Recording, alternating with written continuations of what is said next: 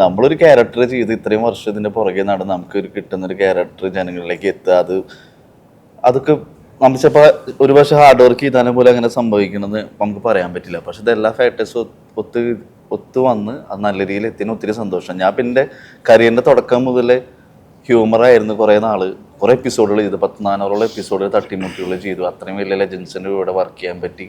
പക്ഷെ വീണ്ടും അതിനുശേഷം പണി കഴിഞ്ഞതിന് ശേഷം ഒരു ഹ്യൂമർ ക്യാരക്ടർ ചെയ്യണത് ഭയങ്കരമായിട്ട് ആയിരിക്കുന്ന സമയത്താണ് വിജയ് ചേട്ടനും അതിൻ്റെ റൈറ്റർ ശ്രീഹരി ചേട്ടനും വീട്ടിൽ വന്ന് കഥ പറഞ്ഞിട്ടാണ്. പിന്നെ കുറച്ച് നാളിന് ശേഷമാണ് കഥ ഓണാവുന്നത്. അപ്പം ഇങ്ങനത്തെ ഒരു സ്ക്രിപ്റ്റിന് വേണ്ടി ഭയങ്കര വെയിറ്റിംഗ് ആയിരുന്നു. അപ്പം നല്ലൊരു കഥ ഞങ്ങൾക്കത് എത്തി, ഞങ്ങൾക്ക് എല്ലാവർക്കും അതിൽ പെർഫോമൻസ് ചെയ്യാൻ പറ്റിയതിന് ഒത്തിരി സന്തോഷമുണ്ട്. കാരണം നല്ല നല്ല കഥകളിൽ കിട്ടാൻ കുറച്ച് പാടാണ്.